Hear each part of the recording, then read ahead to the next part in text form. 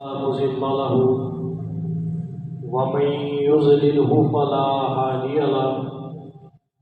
واشهد ان لا اله الا الله وحده لا شريك له واشهد ان محمدا عبده ورسوله اما بعد فان خير الحديث كتاب الله وخير الهدي هدي محمد صلى الله عليه وآله وسلم وشر الأمور محدثاتها وكل محدثة بدعة وكل بدعة ضلالة وكل ضلالة في النار. اللهم صل على محمد وعلى آل محمد كما صليت على إبراهيم وعلى آل إبراهيم إنك حميد مجيد. اللهم بارك على محمد وعلى آل محمد كما باركت على إبراهيم وعلى آل إبراهيم إنك حميد مجيد. يا أيها الذين آمنوا اتقوا الله حق تقاته ولا تموتن إلا وأنتم مسلمون. يا أيها الذين آمنوا اتقوا الله وقولوا قولا سديدا يصلح لكم أعمالكم ويغفر لكم ذنوبكم ومن يطع الله ورسوله فقد فاز فوزا عظيما. ربی اشرح لی صدری ویسر لی امری واحلل عقدۃ من لسانی یفقهوا قولی. ان اللہ وملائکتہ یصلون علی النبی یا ایھا الذین آمنوا صلوا علیہ وسلموا تسلیما. حضرات، ہر قسم کی حمد و ثنا، بڑائی کی بڑائی اس اللہ وحدہ لا شریک کی شان مبارکات میں کہ جو مالک کل جہاں ہے، کہ جو چاہے آسمان سے می برسائے، جو چاہے پھلوں کو درختوں پر اتارے، بنجر زمینوں پہ فصل اگائے، وہی تو مالک ہے اس کیڑے کا جو پتھروں میں اس کو رزق پہنچائے. درود و تسبیحات اس ذات مبارکات کی شان میں جو آمینہ کا در یتیم، بدہا کا والی، جو کل جہاں کے لیے رحمت للعالمین جناب محمد الرسول اللہ صلی اللہ علیہ وآلہ وسلم. حضرات، آج میں اس مسند پہ جو کہ حضرت مولانا سیف اللہ اعظم ملتانی صاحب جو کہ میرے لیے بزرگ کی حیثیت رکھتے ہیں، میں ان کے حکم پہ حاضر ہوا ہوں اور مجھے یہ بتلاتے ہوئے بھی خوشی محسوس ہو رہی ہے کہ اس مسند پہ جو آغاز کا افتتاحی خطبہ جمعہ تھا وہ شیخ الحدیث جامعہ عصریہ پشاور، میری مراد شیخ الحدیث الاستاذ والاساتذہ جناب عبدالعزیز نورستانی صاحب حافظہ اللہ نے ارشاد فرمایا. اور آپ اس ادارے کو جانتے ہیں کہ اس کا نام جامعہ اعظم الاسلامیہ ہے، تو میں آپ سب کے گوش گزار یہ بات کرنا چاہتا ہوں کہ اس ادارے کا نام بھی انہوں نے ہی بتلایا اور انہوں نے ہی اس ادارے کے نام کی تجویز دی. حضرات، اللہ رب العزت نے قرآن مجید میں ارشاد فرمایا، یا ایھا الناس اعبدوا ربکم الذی خلقکم. یا ایھا الناس اے تمام کل جہاں کے لوگوں، میری ہی عبادت کرو، پیروی کرو، ربکم، کہ میں تمہارا رب وہ رب، الذی خلقکم، کہ جس نے تمہیں پیدا کیا، جس نے تمہیں اس زمین پہ لے کے آیا۔ حضرات دوسری طرف اللہ رب العزت نے قرآن مجید میں ارشاد فرمایا وَمَا خَلَقْتُ الْجِنَّ وَالْإِنسَ إِلَّا لِيَعْبُدُونَ۔ حضرات اللہ رب العزت نے انسانوں اور جنوں کو پیدا کیا، ان کی تخلیق کا صرف اور صرف یہ مقصد تھا کہ وہ پیدا ہو، اللہ رب العزت ان کی تخلیق کرے تاکہ وہ اللہ رب العزت کی عبادت کرے۔ نبی مکرم صلی اللہ علیہ وآلہ وسلم نے حدیث مبارکہ ہے، اللہ کے نبی نے ارشاد فرمایا من کان آخر کلامہ لا الہ الا اللہ دخل الجنہ، کہ جو شخص موت کے وقت اپنی زبان سے یہ کلمات جاری کرتا ہے لا الہ الا اللہ دخل الجنہ، کہ اللہ کے سوا نہیں کوئی معبود مگر اللہ ہی عبادت کے لائق، داخل الجنہ، وہ شخص جنت میں داخل ہوگا۔ جیسا کہ آپ سب کو علم ہے جد الانبیاء جناب آدم علیہ السلام، اللہ رب العزت نے جب آدم علیہ السلام کی تخلیق فرمائی، آدم علیہ السلام کو اللہ رب العزت نے مٹی سے پیدا کیا۔ ذات آدم علیہ السلام کی تخلیق ہوئی، آدم علیہ السلام سے سلسلہ انبیاء شروع ہو جاتا ہے۔ اللہ تعالیٰ کی توحید و وحدانیت کے ڈنکے بجانے گلی گلی نگر نگر کوچے کوچے اصحاب تو اصحاب انبیاء علیہ السلام آ جاتے ہیں۔ آپ سب کے علم میں بخوبی یہ بات ہوگی کہ اللہ رب العزت نے آدم علیہ السلام سے لے کر حضرت عیسیٰ ابن مریم تک اپنی معجزت سے سلسلہ انبیاء کو بھیجتے رہے۔ اللہ رب العزت کے بھیجنے کا مقصد فقط صرف اتنا تھا کہ جو پیروی کی جائے، جو توحید کے لیے پکارا جائے، جو اللہ کے علاوہ کسی اور کے آگے سر نہ جھکایا جائے، اللہ کو حاجت روا مشکل کشا مانا جائے۔ حضرات اللہ رب العزت نے عیسیٰ علیہ السلام تک اپنی معجزت سے سلسلہ انبیاء کو بھیجا، لیکن حضرت عیسیٰ ابن مریم کے بعد اللہ رب العزت نے اپنی معجزت سے سلسلہ انبیاء کو ایک طویل عرصہ تک روک دیا۔ سینکڑوں سال گزر گئے لیکن کوئی نبی نہیں آیا۔ ایک خدا کی عبادت کا تصور آہستہ آہستہ ختم ہوتا چلا گیا۔ کعبہ اللہ میں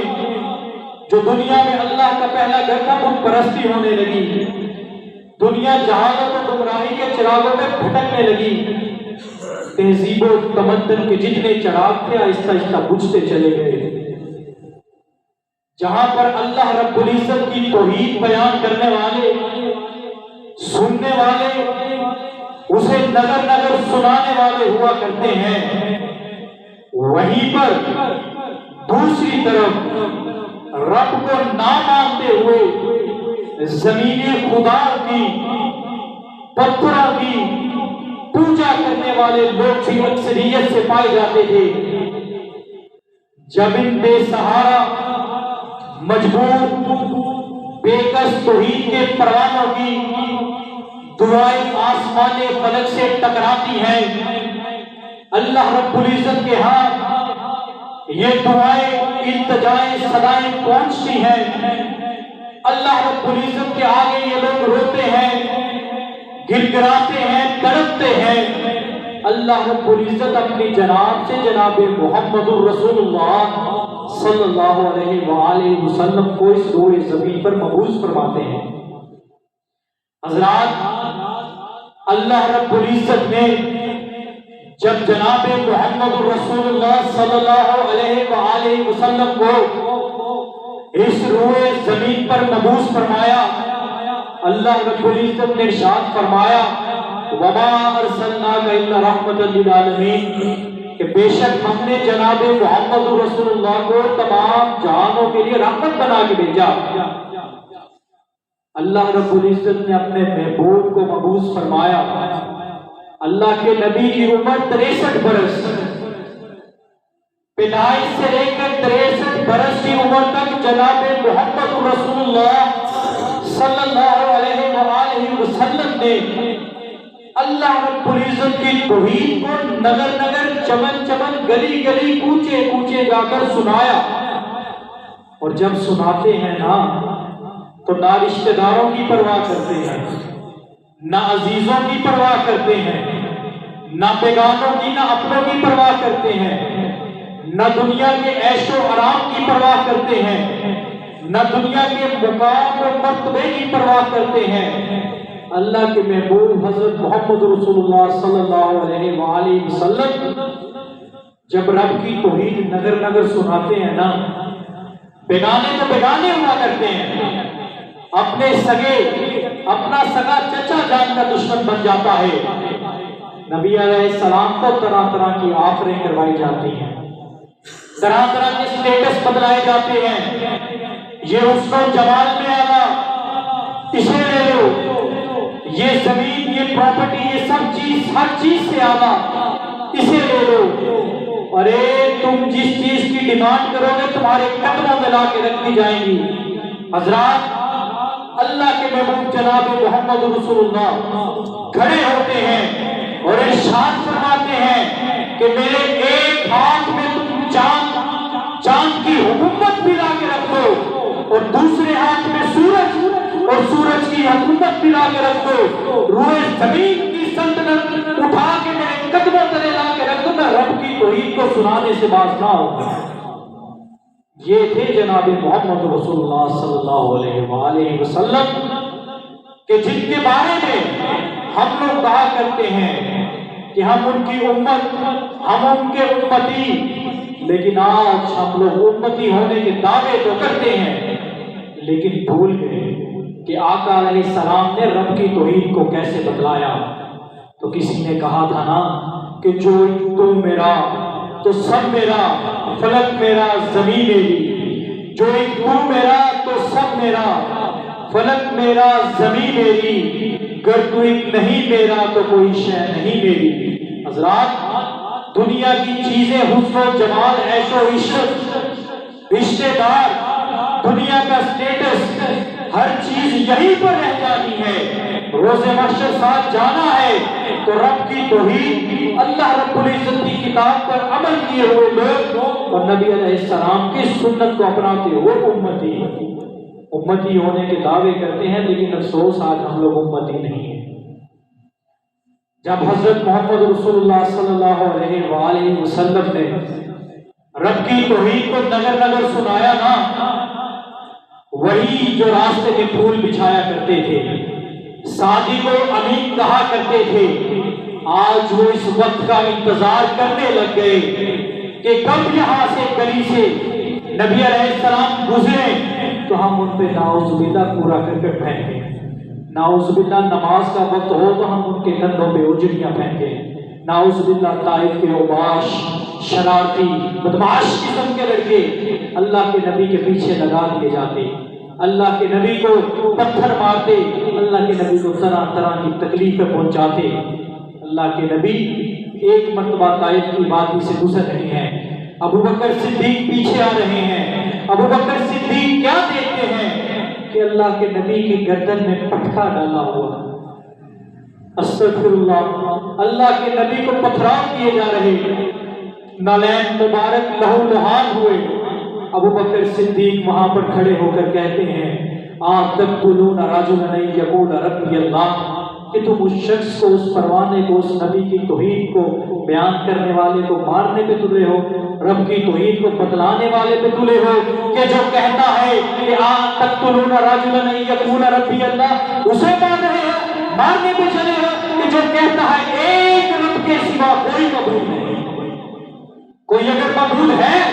تو لاؤ دکھاؤ۔ اتنی بات سنتے ابو بکر صدیق کو بھی مارنا شروع کر دیتے ہیں۔ حضرات، پھر وقت آتا ہے کہ اللہ کے نبی طائف کو مکہ کو چھوڑ کے جا رہے ہیں، آنکھوں میں آنسو ہے، کہتے ہیں مکہ تیرے باسی مجھے یہاں رہنے نہیں دیتے، مکہ مجھے تیرے سے محبت تو بہت ہے، تیرے باسی مجھے صرف توحید کی وجہ سے یہاں سے نکال رہے ہیں، مکہ تیرے باسی یہاں رہنے نہیں دیتے۔ حضرات ایک وقت تھا کہ نبی علیہ السلام کو مکہ سے نکالا، اور ایک وقت وہ آتا ہے کہ رب کا یہ توحید سنانے والا، رب کی محبتوں کے دامن بھرنے والا جناب نبی علیہ السلام صلی اللہ علیہ وآلہ وسلم جب بدر کا معرکہ سجتا ہے، 313 کی تعداد لے کر بدر کے مقام پر اترتے ہیں۔ ذرا اپنے ذہنوں کو بدر کے مقام کی طرف تو لے جائیے، توجہ کرے، ایک طرف 1000 کا لشکر، چمک دھمک والی تلواریں، صحت مند گھوڑے، نیزے، تیر، کمان، تلواریں، اور ایک طرف 313 مجاہد اسلام کھڑے ہیں۔ کون سے 313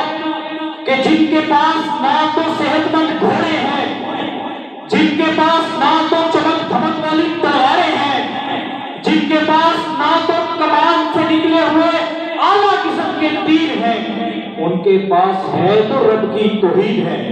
ان کے پاس ہے تو اسلام کا حوصلہ ہے۔ وہ مرد مجاہد وہ ہے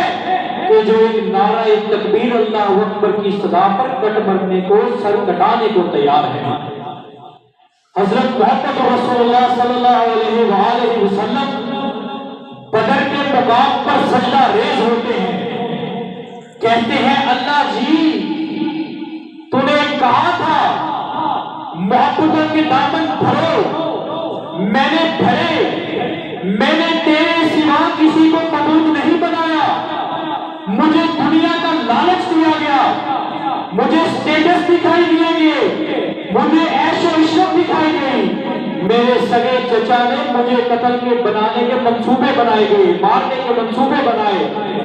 لیکن اللہ جی میں تیری توحید سنانے سے باز نہیں آیا، مجھے میرے گھر مکہ سے نکال دیا گیا، اللہ جی میں پھر بھی توحید سنانے سے باطل سے گھبرایا نہیں۔ اللہ جی آج وہ وقت آ پہنچا ہے کہ یہ 313 کی تعداد میں کمزور لوگ کھڑے ہیں اور ایک طرف دشمنان اسلام کی فوج کھڑی ہے۔ اللہ جی اگر آج یہ توحید کے پروانے ہار گئے تو ان بت قدوں کو اذانیں کون سنائے گا؟ اللہ رب العزت سے محبت کا حق ادا کیا، اللہ رب العزت نے آیت مبارکہ نازل فرما دی۔ اللہ رب العزت ارشاد فرماتے ہیں کم من فیۃ قلیلۃ غلبت فیۃ کثیرۃ، کہ ہم نے تھوڑوں کو زیادہ پر فقیت دی، ہم نے تھوڑوں کو زیادہ پر برتری حاصل کرائی۔ یہ برتری، یہ فقیت، یہ تقویٰ کس وجہ سے؟ کہ انہوں نے اللہ کے ساتھ کسی کو شریک نہیں ٹھہرایا۔ حضرات جب جناب محمد رسول اللہ صلی اللہ علیہ وآلہ وسلم نے 313 کی تعداد لے کر 1000 کے دشمن سے لڑے، 1000 کے لشکر سے لڑے، اللہ رب العزت نے محبت کا ثبوت آیت مبارکہ نازل فرما کر حق ادا کیا۔ اسی طرح احد کا میدان سجا ہے، نبی علیہ السلام احد کے میدان میں اپنے صحابہ کے ساتھ، جناب حضرت ابوبکر صدیق رضی اللہ تعالیٰ عنہ کے ساتھ، جناب عمر فاروق رضی اللہ تعالیٰ عنہ کے ساتھ جنگ میں غزوہ میں شامل ہیں، ابو سفیان رضی اللہ تعالیٰ عنہ جو کہ ابھی مسلمان نہ ہوئے تھے، آپ سب کے سامنے ہیں۔ میں تو ایک طالب علم کی حیثیت سے حاضر ہوا ہوں، ماشاءاللہ میرے بزرگ محترم ہستیاں یہاں پر بیٹھے ہیں، میں صرف ایک دین کے طالب علم کی حیثیت سے اپنے موضوع کو بتلا رہا ہوں کہ احد کے میدان میں جب اللہ کے نبی کی نعوذ باللہ قتل کی شہادت کی جھوٹی خبر پہنچتی ہے، جب ابو سفیان کو پتا چلتا ہے کہ جھوٹی خبر پہنچی ہے کہ اللہ کے نبی یہاں پر موجود نہیں رہے، نعوذ باللہ شہید کر دیے گئے ہیں، اللہ کے نبی کے ساتھی ابو بکر صدیق رضی اللہ تعالیٰ عنہ یہاں پر موجود نہیں ہیں، ابو بکر صدیق کو بھی شہید کر دیا گیا، عمر فاروق کو بھی شہید کر دیا گیا رضی اللہ تعالیٰ عنہ۔ وہاں پر کھڑا ہوتا ہے، مسکراتا ہے ابو سفیان جو کہ ابھی مسلمان نہیں ہوا، کھڑا ہو کر اعلان کرتا ہے کہ اے مسلمانوں،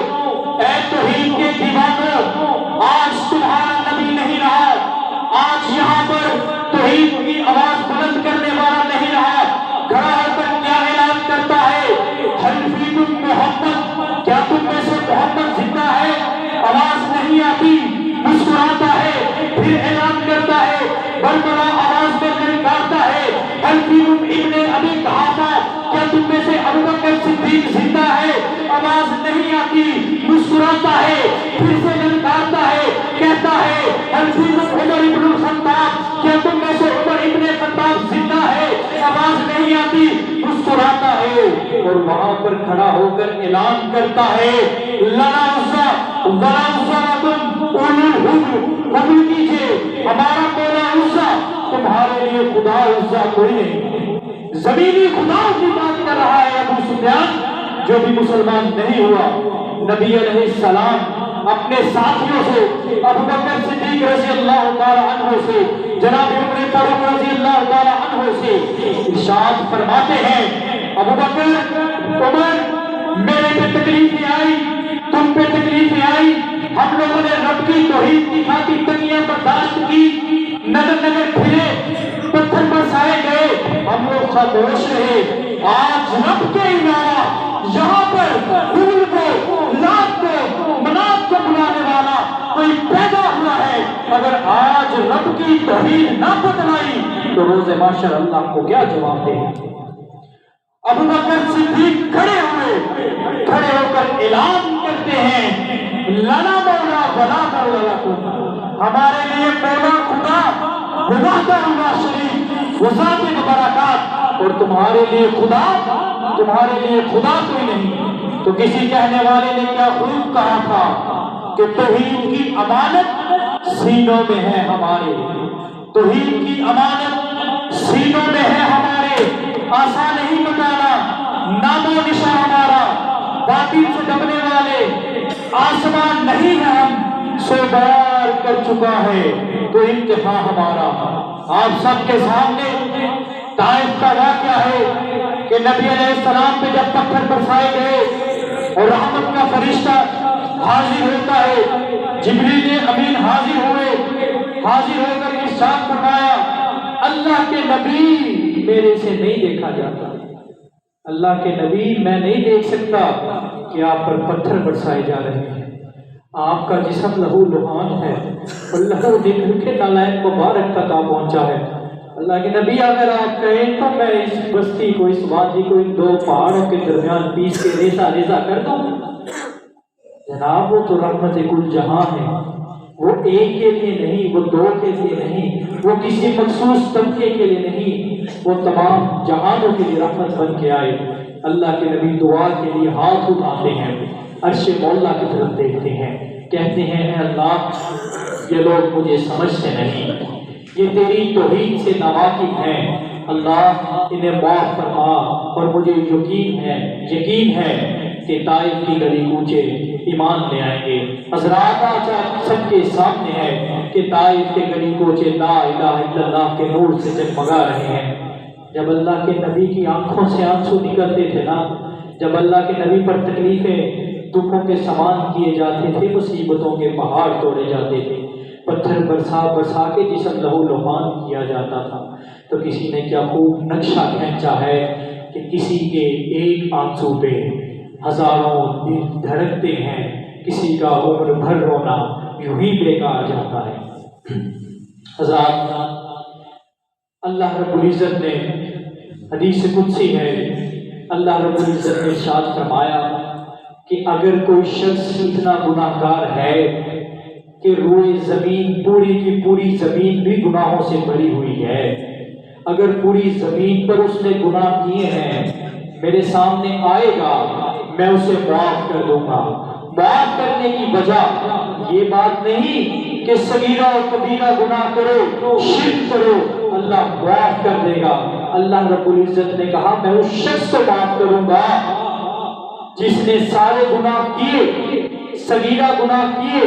اس سے غلطیاں سرزد ہو گئی، لیکن اس نے اللہ تشرکوا بہ شیئا، اللہ کے ساتھ کسی کو شریک نہیں ٹھہرایا، اللہ رب العزت روز محشر اس انسان کو بھی معاف فرما دے گا۔ جامع ترمذی کی حدیث ہے، جامع ترمذی کی صحیح حدیث ہے کہ اللہ کے نبی جناب محمد رسول اللہ صلی اللہ علیہ وآلہ وسلم نے ارشاد فرمایا، اللہ کے نبی ارشاد فرماتے ہیں کہ قیامت کا دن ہوگا، اللہ رب العزت کے سامنے ایک شخص حاضر ہوگا، نامہ اعمال سامنے ہے، ترازو ہے، ترازو کے ایک پلڑے میں نیکیاں رکھی جائیں گی اور دوسرے پلڑے میں برائیاں رکھی جائیں گی، یہ تو ہم سب کو علم ہے۔ اللہ کے نبی فرماتے ہیں دو پلڑے ترازو کے، ایک پلڑے میں 99 دفاتر، کاپیاں، رجسٹر جو گناہوں سے بھرے ہوئے ہیں، زندگی سے لے کر پیدائش میں، بچپن میں، بڑھاپے میں اور آخرت تک، جب تک فوت ہوا جو گناہ کرتا رہا، کرامن کاتبین نے جو لکھے وہ دفاتر، 99 دفاتر، کاپیاں، رجسٹر، وہ ایک پلڑے میں، اور وہ مرد، وہ خواتین، وہ جو بھی امتی ہوگا، اللہ کا بندہ ہوگا، شرمندہ نادم سامنے کھڑا ہوگا۔ اللہ کے نبی فرماتے ہیں اللہ اسے بھی معاف کر دے گا، کیوں؟ کیونکہ ایک پلڑے میں ایسا وزنی، ایسا توحید سے لبریز کلمہ ہے کہ اس نے گناہ تو کیے ساری زندگی، لیکن اس نے اللہ کے ساتھ کسی کو شریک نہیں ٹھہرایا۔ حضرات یہ ہے توحید کی عبادت، اور آج اگر ہم توحید کو بتلاتے ہیں، توحید کو سناتے ہیں، اگر آج ہم کہیں پر بھی جا کے رب کی وحدانیت، کتاب اللہ اور سنت رسول کی حامی ہے، دعویٰ کرتے ہیں، دعوت دیتے ہیں، لوگ ہماری طرف حقارت کی نظر سے دیکھتے ہیں۔ آج ہم یہاں پر پگڑی ٹوپی پہن کے بازار سے داڑھی رکھ کے گزرتے ہیں نا، تو لوگ ہماری طرف حقارت کی نظر سے دیکھ کے مولوی صاحب جا رہے ہیں، فلاں صاحب، طرح طرح کے القابات سے پکارا جاتا ہے۔ پریشان نہ ہو، جب روز محشر اللہ کے نبی روز کوثر پر بیٹھے ہوں گے نا، اور اللہ تعالیٰ وہاں پر حساب کتاب کا دن ہے، اللہ رب العزت فرمائیں گے میرے بندے مجھے بتلا تو صحیح وہ کون سا وقت تھا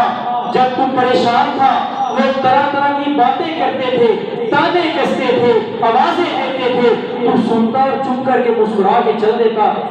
ہم لوگ حق ہیں، ہم لوگ سچ پہ ہیں، ہم لوگ اللہ رب العزت کو وہاں پر کہیں گے اللہ جی صرف اور صرف یہ وجہ تھی کہ ہم تیری توحید کے پروانے تھے، تیرے ساتھ شریک نہیں تھا ٹھہرایا۔ اللہ کے نبی پوچھیں گے، جام کوثر پلانے سے پہلے دعوے کرتے ہیں نا کہ روزے کوثر سے اللہ کے نبی کے ہاتھ سے جام پیئیں گے،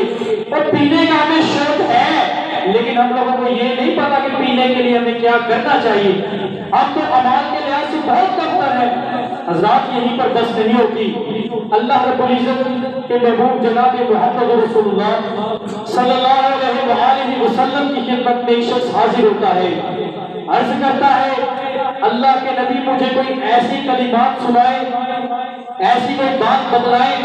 کہ میں وہ تسبیح کروں، وہ کلمات اپنی زبان سے ادا کروں، اللہ رب العزت میرے لیے مشکلات کو آسان فرمائے، میرے لیے قیامت کے روز اللہ رب العزت بغیر حساب کتاب کے جنت کی چابی کی، جنت میں داخلے کی خوشی کی، مجھے خوشی کا اعلان کر دے۔ اللہ کے نبی فرماتے ہیں قل، تو کہہ سبحان اللہ والحمدللہ ولا الہ الا اللہ واللہ اکبر۔ یہ الفاظ سن کے، کلمات سن کے، تسبیح سن کے وہ شخص اللہ کے نبی کی بارگاہ سے نکل کے باہر جاتا ہے، تھوڑا سا سفر طے کرتا ہے، ذہن میں یکدم پتہ نہیں کون سا خیال آیا، اللہ کے نبی کے پاس واپس لوٹتا ہے، کہتا ہے اے اللہ کے نبی میں نے آپ سے کہا تھا کچھ ایسا بتلائیں، اس میں تو ساری رب کی وحدانیت، توحید ہے، الوہیت ہے، ربوبیت ہے، یہ تو اللہ کی وحدانیت کے ڈنکے ہیں اس تسبیح کے اندر کہ اللہ کے ساتھ یہ خدا و شریک کا ڈرا۔ اللہ کے نبی مسکراتے ہیں، کہتے ہیں کہ جب تو کہتا ہے سبحان اللہ، اللہ رب العزت عرش مولا سے ارشاد فرماتے ہیں صدقتا،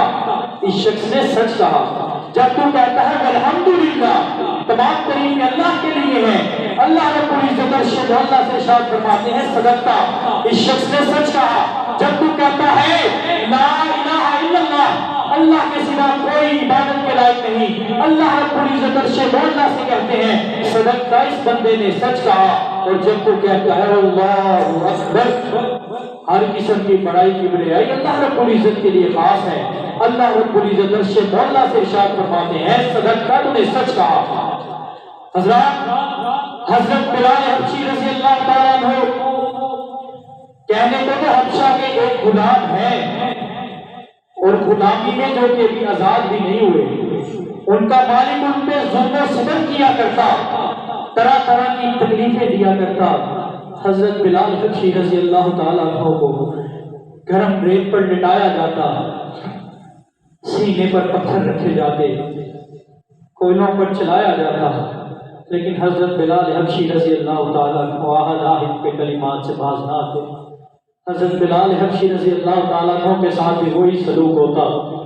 جو اپنے محبوب کے ساتھ ہوتا، سن چکے دیکھ چکے۔ حضرت بلال حبشی رضی اللہ تعالیٰ عنہ پیچھے نہیں ہٹے۔ حضرت بلال حبشی جب تک تو غلام رہے ہی رہے، اس کے بعد بھی رب کی توحید کو نگر نگر سناتے دکھائی دیے۔ پھر اللہ رب العزت نے ان کے لیے کیا انعام دکھایا کہ فتح مکہ کا دن ہے، اور تمام سردار بڑی بڑی پگڑیوں والے جو اللہ کے نبی کو کہا کرتے تھے نا کہ یہ رتبہ لے لو، یہ مقام لے لو، یہ لے لو، رب کی توحید نہ سناؤ، آج سارے سردار نیچے کھڑے ہیں، اور وہ کالے رنگ کا حبشی غلام